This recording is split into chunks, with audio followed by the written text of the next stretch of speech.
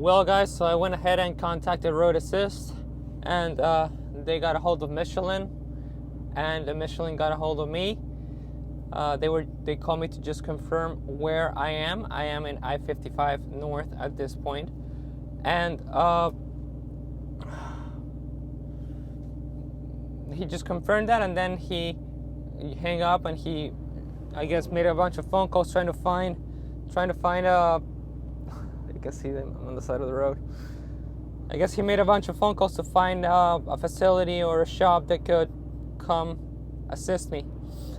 I waited for about 35 minutes to an hour. I really don't know.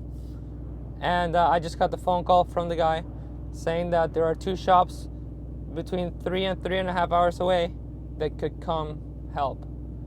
And he called to ask me if that wait time was fine.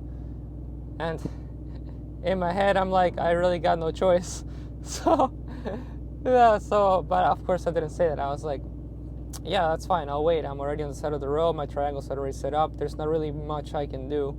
So, again, he said 3 to 3.5 hours, but as soon as he hung up, I got an automated message saying that it's going to be 2.5 hours plus. So I'm going to be conservative and think that it's going to be at least 4 hours. It is right now 2:02 in the afternoon. So we'll see how it goes. We'll see how it goes. Much later. You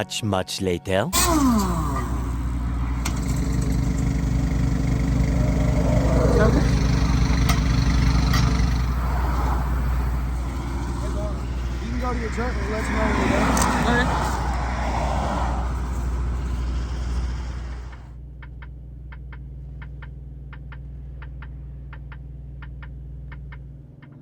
Well, guys, so it is around 6:20.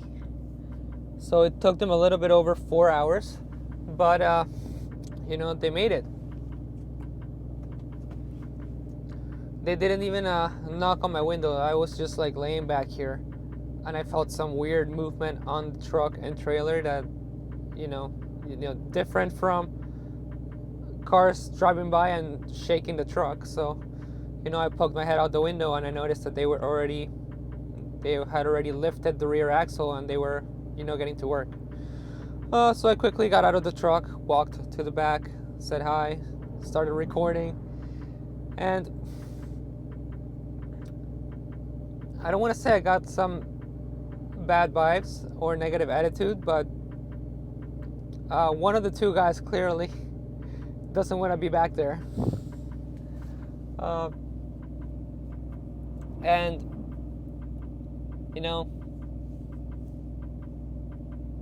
I don't know how to say this without sounding rude. Clearly I didn't say it to him. I'm not going to pick an argument. He's here to help out. But nobody's forcing him to. I mean, it's his job, so there's no need for bad attitude. But whatever. They told me that I could wait in the truck, so here I am. It's not like I was in their way, but I'm not gonna try to aggravate the situation. So hopefully within the next 10 minutes we'll be back on the road. But at this point I'm just gonna take a 34. Yeah.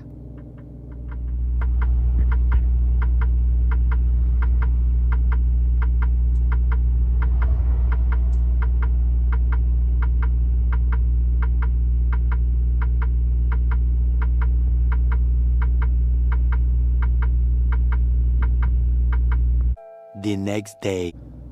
Well, guys, so it is another day. Basically what happened last night is after they were done doing the tire, dude came to my window, handed me over the paperwork to sign, and they left. Yeah. I picked up my warning triangles, and I was 5 miles away from a wait station. The thing is that with this load, there was the opportunity to take a 34-hour reset within the load. It doesn't deliver until tomorrow at 6 in the afternoon. It's 10 in the morning right now. So my plan yesterday was to take the load all the way to like 20 miles out of the delivery address and take a 34 then, and then take it to the delivery address.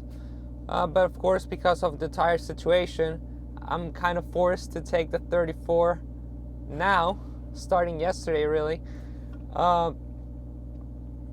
And around midnight tonight, I'm going to start driving to the delivery address and go from there.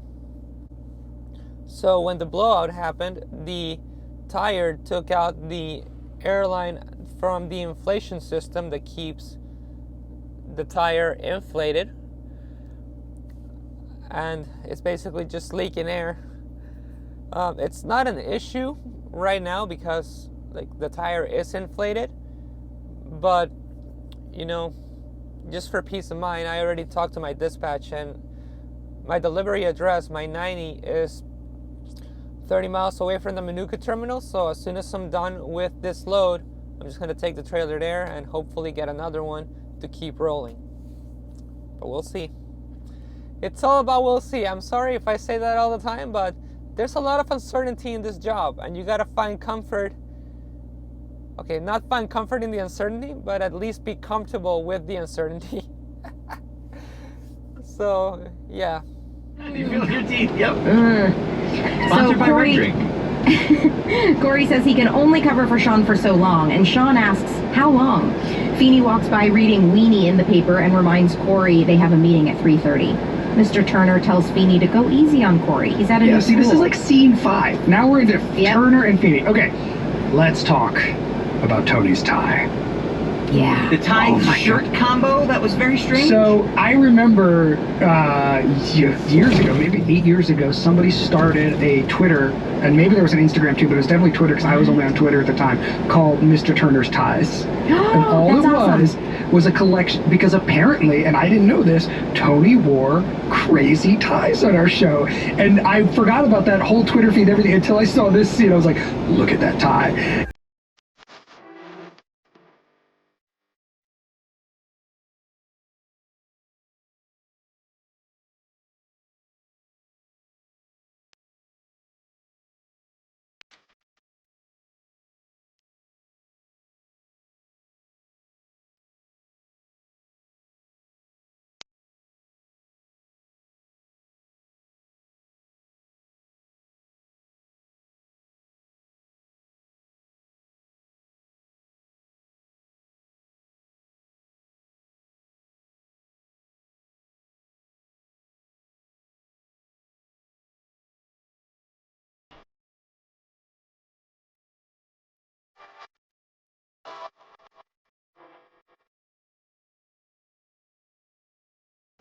Well guys, so it's almost 8 in the morning and I'm already parked. You can see my truck right there.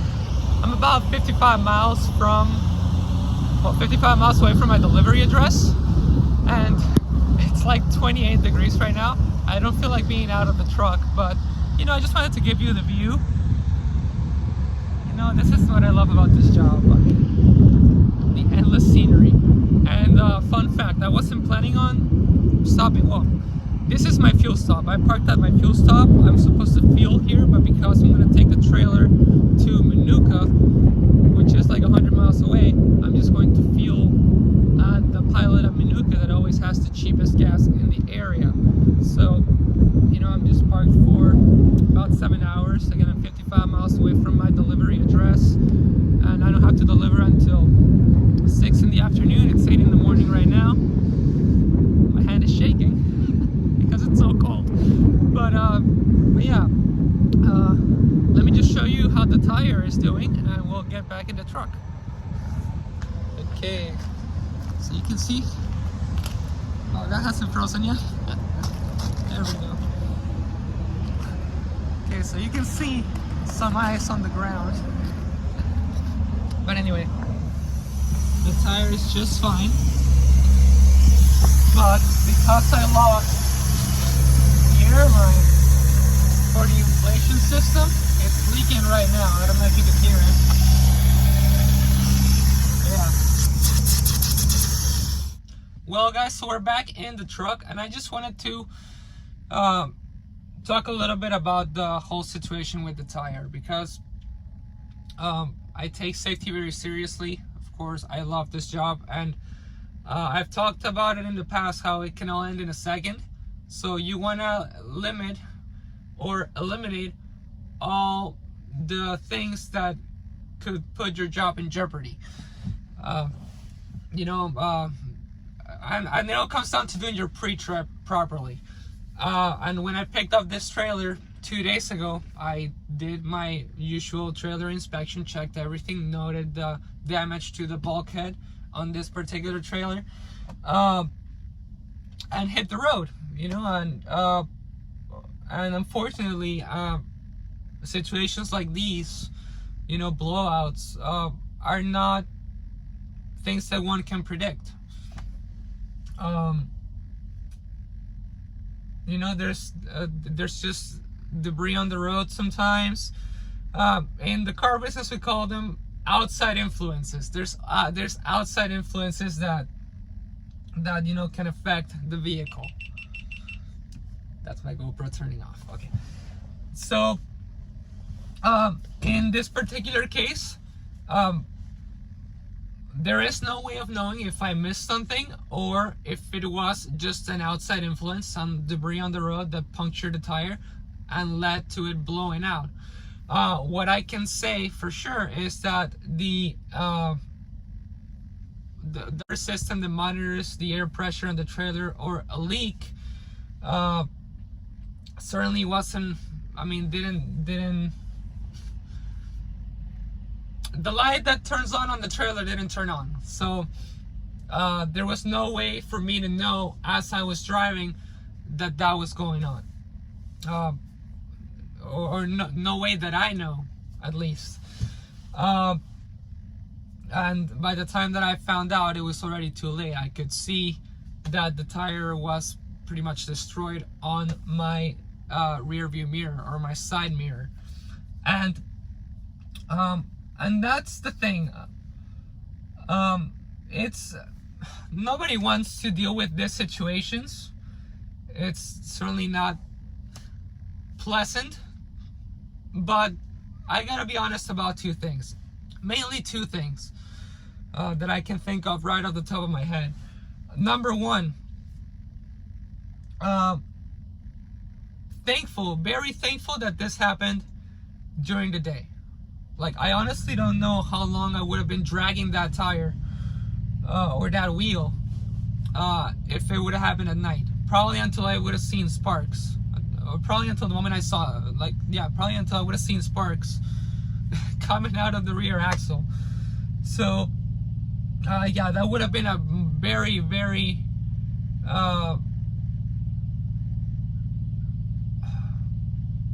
unfortunate situation at that point. It would have been a lot worse.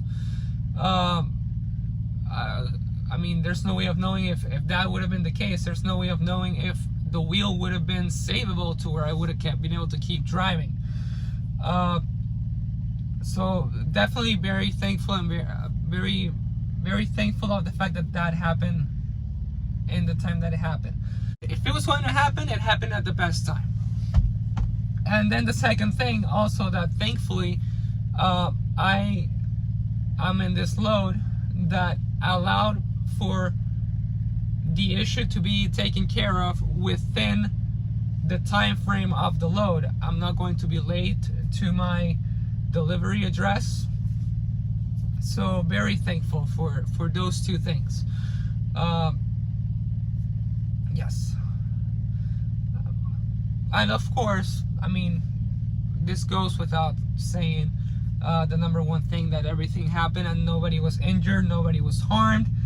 Best outcome, absolutely, with the wheel being undamaged. And I had to wait on the side of the road for road assist, but I just had to sit on the side of the road for a couple of hours to wait for Michelin to show up, or whatever contractor shop they use to get to the site and replace the tire.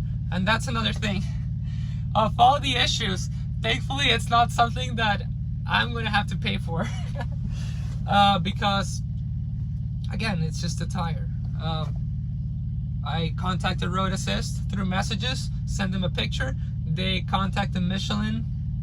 Michelin contacted a shop, and it took them 4 hours, a little bit over 4 hours to arrive, but that shop came in. They replaced the tire on the spot. Again, thankfully the wheel was undamaged, except for that line that goes to the valve stem for the inflation system. I mean, they replaced the tire, they filled it with air, and it's been holding air the entire time. I have my trusty, if I can find it. Oh, that's not it. There we go. My air gauge from my car mechanic days. So, yeah, it's been at 95 psi if I'm not mistaken. I have the adapter for one of the airlines, so where I could like hook it up to the airline and inflate the tire if I need to. I haven't tested the range. I don't know if it's going to make it to all the way in the other side of the trailer, like passenger side in the back. I'm sure I'll probably make it, because that's why I bought it, but I haven't tested that. I haven't had the need, thankfully. And another thing, like I've had effectively 60,000 miles of smooth sailing, seamless driving, you know. Virtually no issues. Yes, I've had to deal with like the coolant leak, but nothing that has landed me on the side of the road. So that's another thing that, I mean, I've mentioned in the past. I've talked about this with my trainer a lot. Yes, nobody wants to deal with a situation like the one that I had to deal with, but how can I complain? I've had 60,000 miles, 6 months almost of wonderful driving, wonderful working experiences. So yes, this is not an ideal situation. It's not something that I'm looking forward to, but I can't complain. It's like less than 1% of my time on the road, and even dealing with it, it wasn't horrible, you know. That's why we have Road Assist. Had it been something worse in which I require a tow, you know, that's why I save my money. So yes, I don't want to come off as like, yes, I'm happy about this experience, but you gotta count your blessings. I'm happy with the outcome of this experience, and that's pretty much it. Let me know in the comments if you've had to deal with stuff like this. If you want to know more, maybe something that I haven't mentioned about this experience, let me know and I can address it in the comments or in a separate video. Again, I'm just 50 miles away from my delivery address, so I'm probably just going to put a time lapse after this. And I want to thank you guys for watching, and I'll catch you on the next one.